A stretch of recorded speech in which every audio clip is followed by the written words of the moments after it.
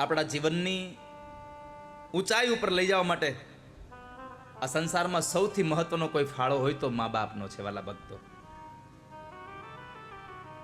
જીવતા મા બાપ હોય ને ત્યારે કિંમત ન હોય, જ્યારે મા બાપ મરી જાય ને પછી કિંમત થાય નહીં.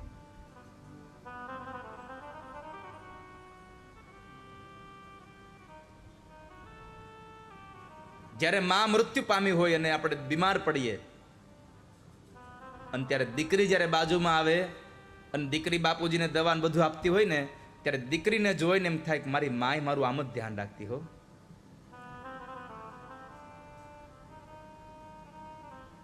અને જ્યારે માની યાદ આવે ત્યારે આંખોમાંથી પાણીઓ પડે છે. આ સંસારમાં મા બાપ જેટલું સંતાનનું ધ્યાન રાખે છે ને એટલું ધ્યાન બીજું કોઈ નથી રાખતું, કોઈ જ નહીં. ચાહે પત્ની હોય, ચાહે બાળકો હોય, કોઈ પણ હોય, જે ધ્યાન મા બાપ રાખે છે. એક યુવાન દીકરો નોકરી કરતો હતો. રોજ ટુ વ્હીલ લઈને જાય નોકરી, ઓફિસે ટિફિન લઈને જાય અને પાછો આવે. રોજ ટિફિન લઈને જઈને પાછો આવે. એમાં બરાબર એક વખતના સમયે ઓફિસ ગયો, ટિફિન ખોલ્યું બપોરના સમયે, તો બપોરના સમયે ટિફિન ખોલવામાં ટિફિનની અંદરથી એક પ્લાસ્ટિકની કોથળી નીકળી, ખાલી કોથળી પ્લાસ્ટિકની નીકળી. એટલે યુવાન વિચારવા માંડ્યો કે આ ખાલી કોથળી કેમ નીકળી છે આમાં? માં ભૂલી ગઈ હશે કાંઈ કે શું હશે? આખો દિવસ આ મથામણ કરી પણ કઈ જવાબ ન મળ્યો અંદરથી. સાંજે ઘરે આવ્યો, જમી પરવારી અને મા બાપ સાથે બેઠો તો ત્યારે માને પૂછું કે માં, રોજ તમે ટિફિન ભરો છો, કોઈ દિન ને આજે મારા ટિફિનમાં ખાલી કોથળી નીકળી છે, કેમ આજ મારી થેલીમાં તમે આ ખાલી થેલી નાખી પ્લાસ્ટિકની? અને ત્યારે એ જન્મ દેવાવાળી માં એટલું બોલતી, દીકરા તું રોજ ટુ વ્હીલ લઈને જાય છે ને, હે ભાઈ તું રોજ ઓફિસે તારી બેગ લઈને જા છો અને તારી પાસે ટુ વ્હીલ છે, ફોર વ્હીલ નથી. અને અત્યારે ચોમાસાના મહિનાઓ ચાલુ થઈ ગયા છે.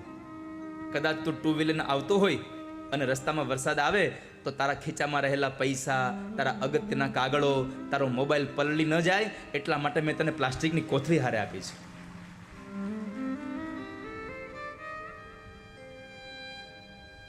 આટલું ધ્યાન માં રાખે.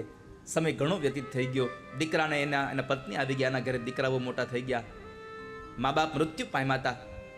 એમાં એક વખતના સમયે દીકરો ઓફિસે ગયો અને ઓફિસેથી નીકળ્યો અને ત્યારે બરાબર વરસાદ પડ્યો અને પોતાનું ટિફિન ખોલ્યું, પોતાની બેગમાં જુએ પણ ક્યાંય પ્લાસ્ટિકની કોથળી નહોતી. ત્યારે માની યાદ આવી કે માં હોત તો આજ પ્લાસ્ટિકની કોથળી મારી બેગમાં હોત. મારી માં હોત તો મારી કોથળી આજે અમારા કપડાં આ બધું મારું બગડી ન જાત.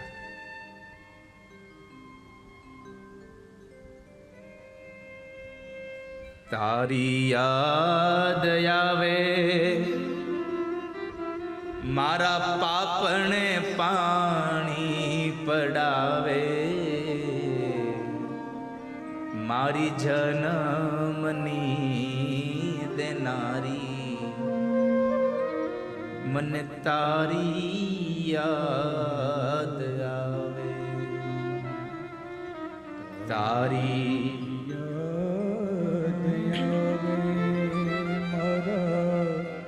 પાપને પાણી પડાવે, મારી જન્મની દેનારી મને તારી.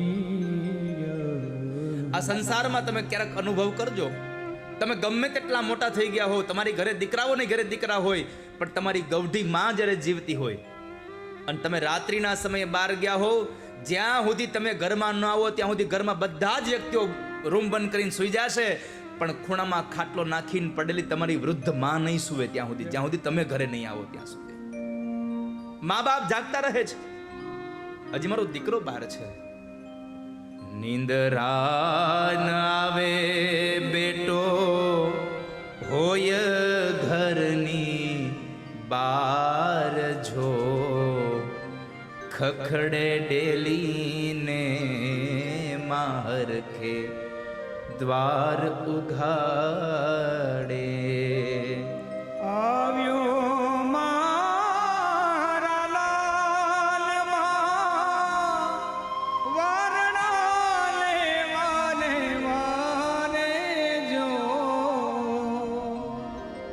મારી જન્મની દેનારી માં મને તારી યાદ આવે.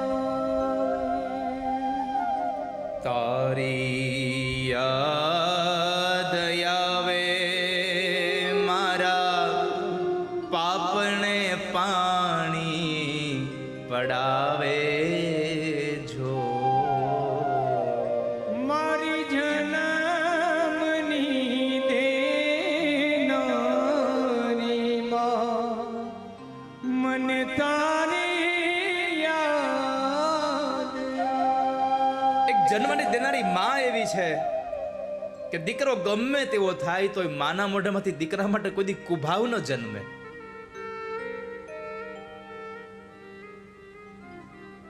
આજ ધુંધુકારી માને મારવા માટે દોડ્યો છે. માં હાથ જોડી કહે છે, ભાઈ મને શું કામે ને મારે છે? તમને ખબર છે આ સંસારમાં તમે ઠંડક લેવા માટે હિમાલયમાં વયા જાવ ને, પણ જે ઠંડક માની ગોદમાં મળે એ તમને હિમાલયની ગોદમાં ન મળે કોઈ દિવસ.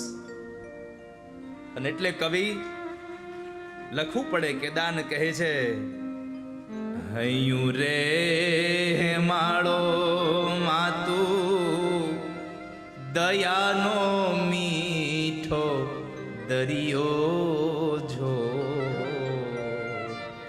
અમી વરસે આખડિયુંમાં વરસે અહાડી હેલી જો.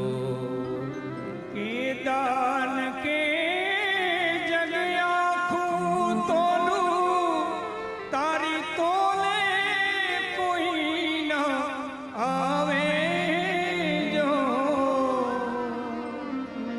મારી જન્મની દેનારી માં મને તારી યાદ આવે.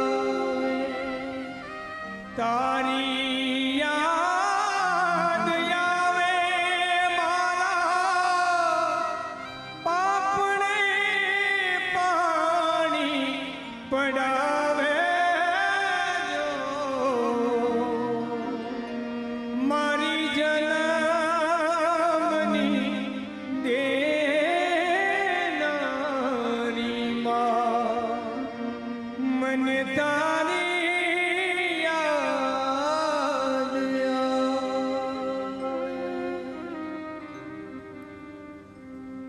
હૈયું રે હેમાળો ન માં તું દયાનો મીઠો દરિયો. દરિયાનું પાણી હંમેશા ખારું હોય, પણ માં તો એટલી દયાળો મીઠો દરિયો છે. જેમ આકાશમાંથી અષાઢ મહિનામાં હેલીઓ વરસે, એમ હે માં તારી આંખમાંથી અમીની હેલીઓ વરસતી હોય છો. માની આંખમાં સદૈવ અમીની હેલીઓ જ હોય. માને એક દીકરો હોય તો ભલે, ને 4 દીકરા હોય તો ભલે, જે પ્રેમ માં મોટા દીકરાને કરતી હોય એટલો જ પ્રેમ માં નાના દીકરાને પણ કરતી હોય. એની બધી જ આંખો હરખી હોય છે.